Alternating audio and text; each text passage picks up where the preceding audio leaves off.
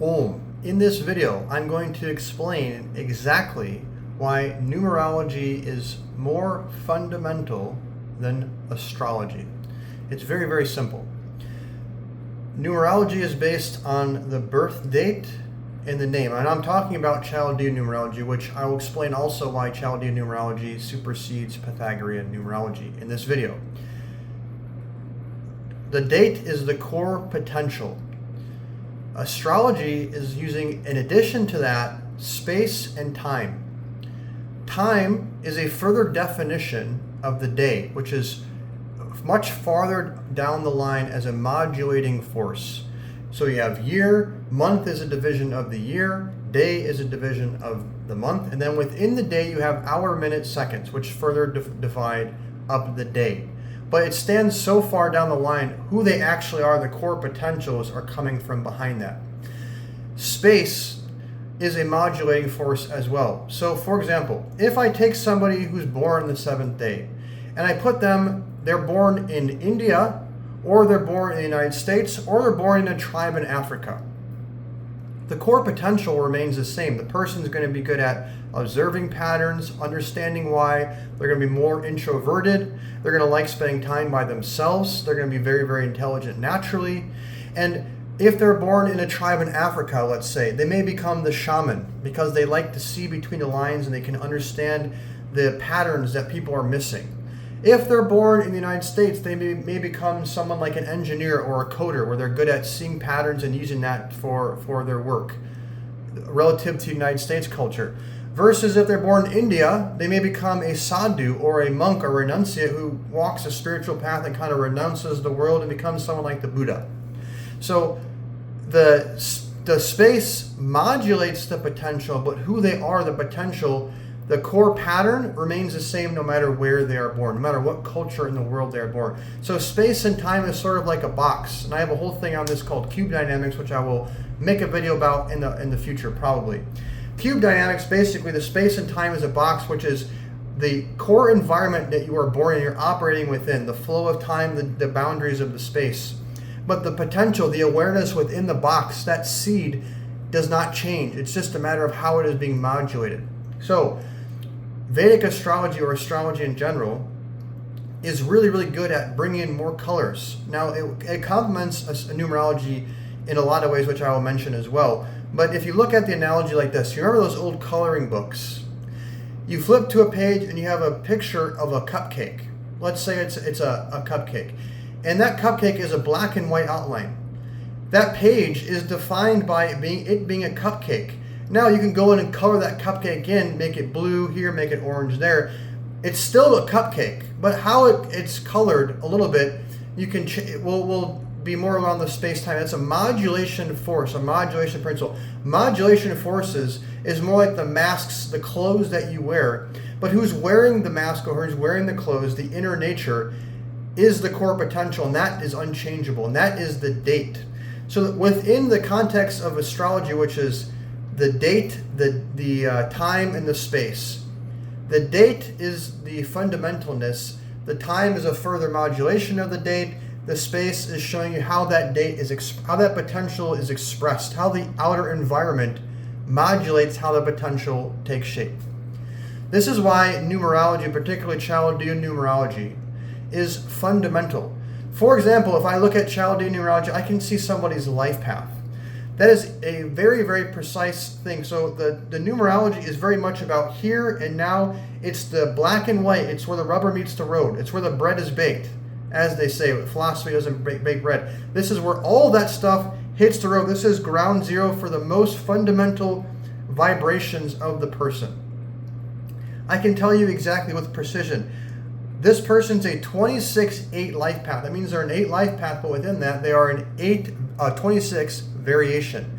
If I go and look at astrology, it's not that clear. And this is the big thing with astrology, Vedic astrology, and astrology in general.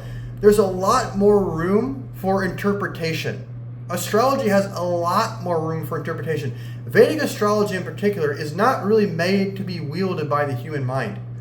That's why the best Vedic astrologers are those with a very high level of intuition, because you have to process many data points to weave together and alchemize. And within that domain, there are so many ways that you can express that, because the more complexity you add, the more that it becomes a lot more of an interpretation, an opinion, so to speak. Now, intuition is there. I'm not going to knock astrology, because I'm myself what I call is a numero-astrologist. And I'll talk about that in a minute as well. But astrology has much more room for interpretation. Chaldean numerology is extremely precise. When you see and understand the numeroscopes, I can map the vibrations of the chakra system, map the vibrations of the auras, of the relationships, how their personality, how their mind is constructed, how they focus their energy, how do they see themselves on the inside, what's their mindset like, their emotional nature. This, I can see the absolute fundamentalness using Chaldean numerology. Within that, I can paint more of the picture with astrology, and that's exactly how I've been using it. In addition, astrology, particularly Vedic astrology, helps a lot with cycles of time. So within Chaldean numerology, I can see their destiny rhythm, I can see their destiny rose, I can see their age and other calculations, understand what's going on with them. That's the core theme. Within that core theme, there are cycles that can paint more of the picture. I just did a reading for a woman around this as well, how I was able to use her Chaldean numerology, which was basically saying she was in a period of time where she was going to be forced to take responsibility. Responsibility for what? I go look at the astrology and I can see a lot of the themes that are connected into her numerology and seeing what's being activated. And it's going to be responsibility around X, Y, and Z with precision. Is that exactly what happened? So astrology helps to color what is going on, but the fundamentalness is in the date. Now, the name. Why does Chaldean numerology prioritize the date and the name versus the astrological component? Now, that is to say they definitely were using astrology as well, and this is a role, but the core fundamentalness within that is the date and the name. And I'm going to explain to you why. The name is the core modulating principle, where the date is the core, what is being modulated, the core potential, the core nature of the person. That's why it's called the essence chart. It's the essence of the person. The name is the core modulating force of that essence. Why? This, you have to have a little bit of understanding of sound. Sound is a fundamental building block of consciousness and matter. The quantum physicists came to this conclusion. The mystics in the East came to this conclusion, both by their own methods. The quantum physicists were basically zooming in on matter. Molecules, particles, what is matter? Oh, it's actually string sounds. They call them string sounds or vibration.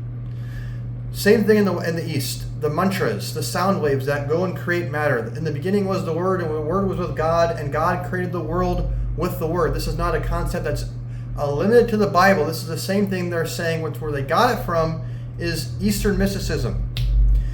So the name is what? Sound vibration. The name is much more prominent, conscious, than the astrological chart. Let me explain.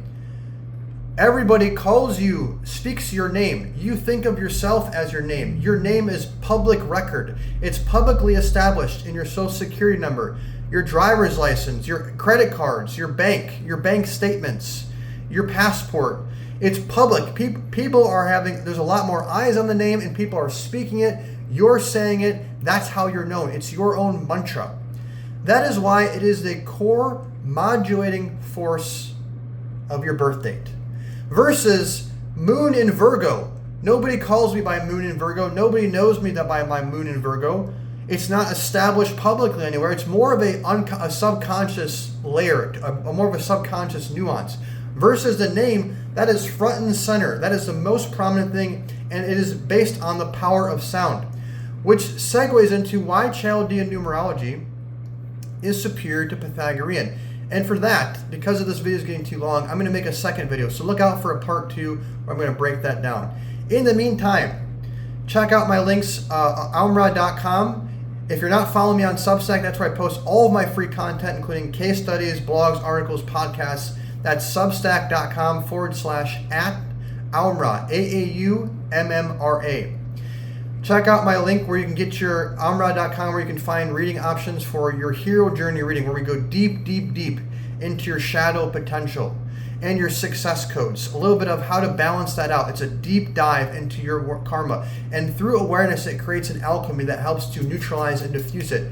I just did a reading for this for a woman who immediately after the reading started manifesting synchronicities and published a book within, I think, 3 or 4 days. Fantastic. It was a really incredible, profound, quick acceleration of karmic release. That's what the whole hero journey is about. And they have other readings as well, including perfect timing, where you steadily analyze your cycles. I have success code, where you understand how you're meant to operate. And it's all based on something I call Numerology, which is the fusion of Chaldean numerology, a little bit of Akkada numerology, as well as Vedic astrology and Vietnamese astrology. Questions, comments, leave it underneath this video or email me at aumra@gmail.com. Until next time, wishing the best. Happy manifesting. God bless. Om.